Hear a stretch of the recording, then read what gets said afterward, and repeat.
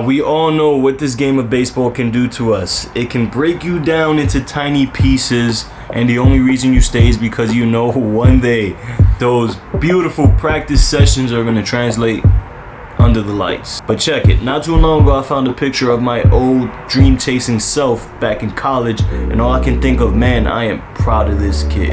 I'm proud of him for putting himself in tough situations, and of course in hindsight I wish I had put myself through more tougher situations. We're going to talk about some of the mud and struggles we must walk through to make us invincible. These philosophies will make your mind bulletproof, and can't nothing phase you, nothing life or baseball can throw at you that you can't handle, including curveballs. With that, let's get it started.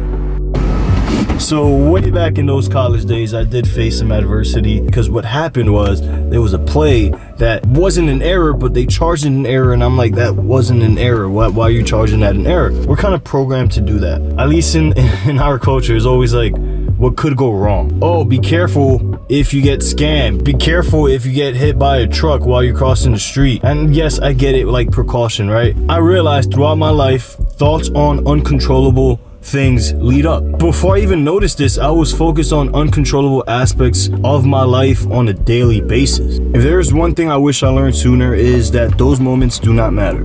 It already happened. So just move on to something that you can control, like how not to do it again. Enough moments like this will ultimately make you numb to L's. So be ready to fail, and fail often. And I would go as far as to say, go seek failure, because you can't run from it. Early on in your life, mistakes aren't as costly as they are when you're later into your life, I guess. But this attitude will ultimately mold you into a beast, somebody who can't lose, somebody who either wins or learns.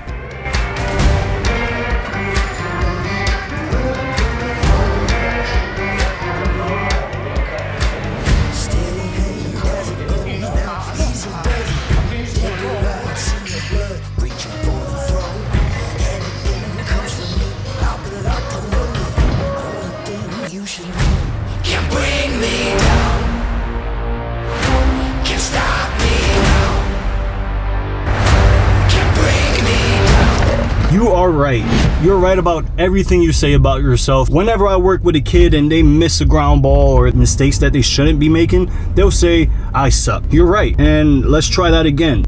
I don't suck. Keep trying. And we just peel those onions off until they say something affirmative. So make your truth what you want, not what you are. So if you are hitting ninth, that doesn't mean you're a 9 hitter. Could mean that you were a 3 hitter hitting ninth. Maybe your lineup is stacked. Maybe coach got to see you more. If a girl rejects you, you just got rejected by somebody who might not be ready for a relationship, or maybe you're just not her type. Playing third base and you know you should be playing shortstop. Don't look at it as I'm a third baseman. Look at it as I'm a shortstop playing third base. So this isn't a glass half full or glass half empty type of thing.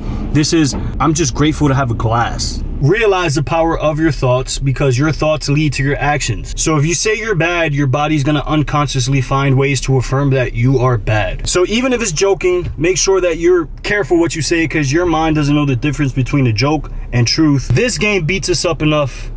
Don't help.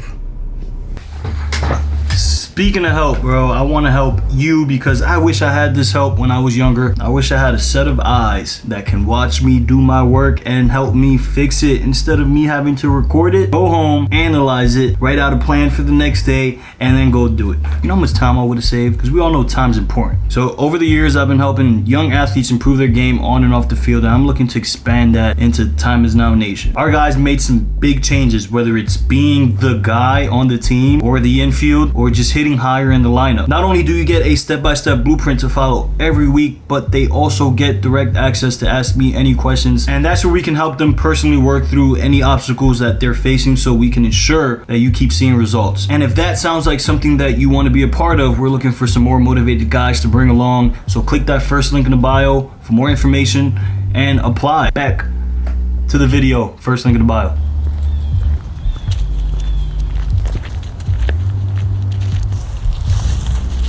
So I think I can express this example best through the lens of a cryptocurrency investor. There are numerous investment techniques, and one of them is called trading. This is where you sit by a computer and buy it at the lowest point and sell it at the highest point. The trick is you don't know when it's gonna happen, right? You want the results and you want it now, which is why you're trading, and you're trading now. So this next technique is called HODLING. This is where you HODL, hold on for dear life, because you believe in this coin so much. So what we do here is we dollar cost average. So every week or every couple weeks, we just keep adding to our position, fine tuning our portfolio. I know what you're asking, how the hell does this relate to baseball? Here's how. If we take this approach where we're trading and we're going for everything now, this is the equivalent of going inside a batting cage and going for exit velo maxes and home runs every time you step into the box. Here, where we dollar cost average, we are buying in to our future. This is where we put everything aside between results and ego. We don't want to hit cage bombs because we're working on our elbow positioning or our stance and other nuances to the swing that's going to help you in the long term. This HODLing technique, or dollar cost averaging, is best because day by day you're adding on to your position. So one of these techniques definitely takes more patience than the other one. The HODL approach is definitely more patient. You're more focused on the long term, and so long you continue to have those patient practices, you will see those home runs come without much thought. They always say that when you try to hit home runs, they never come. So stop trying and start working on the nuances of your art, of your craft, so that when the time comes, you have dollar cost average and your position is strong.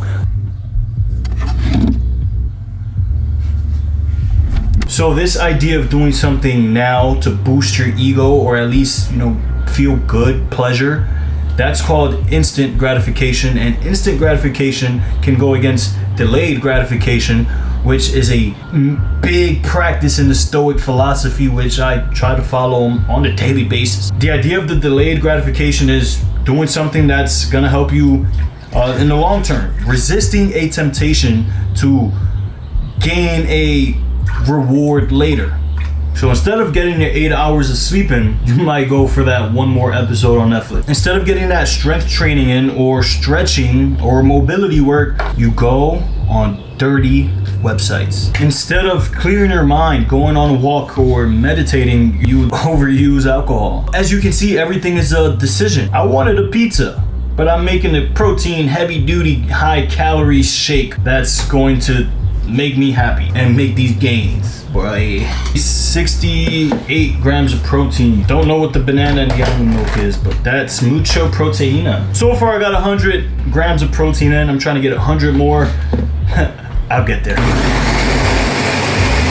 So last keyword was Jiggy. Jiggy shows me that you watched the whole video, and that makes me happy. So today's keyword is gonna be Biggie, like, the best rapper ever to ever do it. And if I make this shot right in here, you got a sub, one-handed.